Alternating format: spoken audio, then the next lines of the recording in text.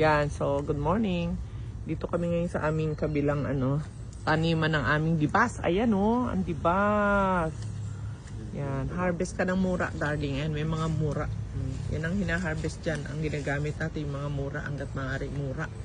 Parang sa sampalok lang. Pwede mo nang kunin yung yung usbong, putulin mo. Yan Yan ang dibas na napakasarap, lalo na sa sinigang na pata. Ayan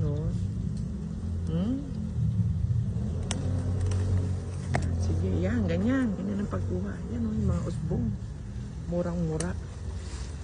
Yan. Kahit sa sinigang na isda, kahit sa paksiw na isda, pinangat na isda, masarap yan. So, ayan siya Tingin ko hindi pa to pwedeng sayang to. Niisip ko kasi naputulan siya para hindi pa, bata pa yung sanga. Hintayin natin na kumapal siya o lumaki pa siya yung mga sanga bago natin putulan at makapagpamigay tayo. Yan murang-mura. Yan! Diba? Meron kami maliit na lote dito. Ayan, may mangga. May mangga na unti-unti na namin tinatabas. Ayan, may santol. Siyempre, mga out sa atin. Ayan, mangga uli.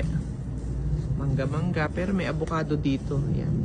Ito yung avocadong has. Oo, has avocado yan. Yan yung magandang avocado. Buti may nabuhay na isa. Ayan. So, ayun, may kamyas pa dun sa dulo. Maliit lang tong lote, pero yan ang mga tinanim ko nung araw. Siguro ito more than 10 years na to mga nakatanim. Pero may chiko ako dito. Ayan. Pinatay ko na yung chiko dito. Chiko at saka doon sa kabila may chiko.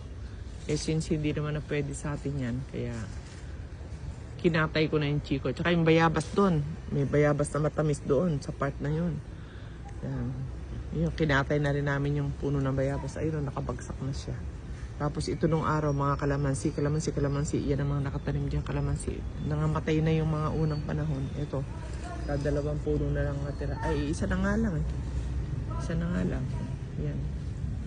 Dati ito, itinatanim ako rin ng mga gulay noon. So, hindi na rin ako nag-focus sa gulay kasi hindi na masyadong kailangan ng gulay. Ayun, so, ang init naman. Yan. Oh, yan ang dibas ha.